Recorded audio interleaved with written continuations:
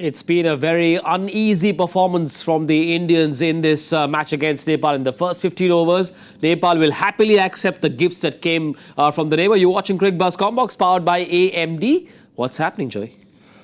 Oh, what a start. In fact, things have settled down a bit right now. But 73 for 1 in 15 overs, that's a start that no Indian fan could have imagined.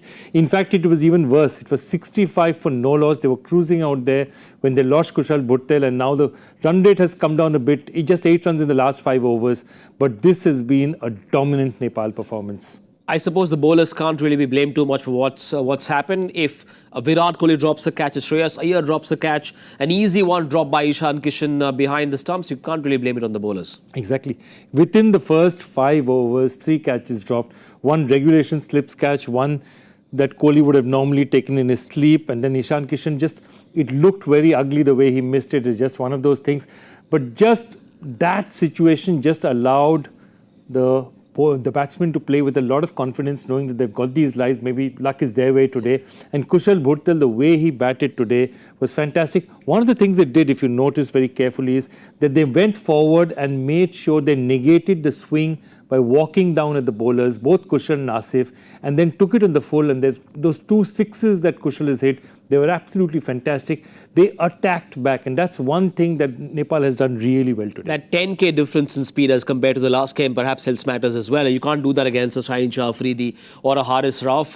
Shami bowled really well, largely in that channel outside the off-stump. See him upright as well. The only positive, I suppose.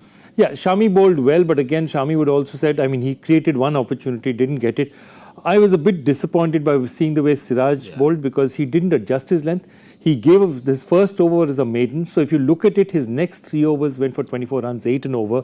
And against an opponent like Nepal, that's not something Siraj would like to see, because when they walked down to him, he somehow just held his length and they managed to take runs off him. And that's something that, other teams are going to watch out in the World Cup and say, what if I walk at Siraj?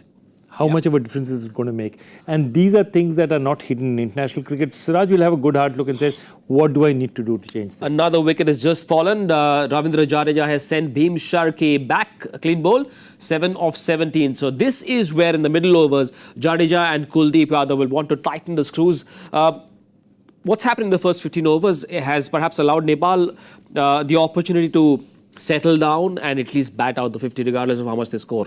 Absolutely. They've set a good platform, but now it's going to be tough for them. The other thing is that somebody, a left-arm bowler, googly bowler like Kuldeep, and of Kuldeep's quality, is somebody they would not have faced very often. So in situations like this, bowlers like Kuldeep become very, very dangerous against inexperienced sides. So that's what India will be looking for, somebody like Ravindra Jadeja who does this very well. Just put the squeeze on and just make sure the batsmen take unnecessary risks and get out. And then Kuldeep, who they'll find very difficult to read. So these next 10-15 overs are crucial for India.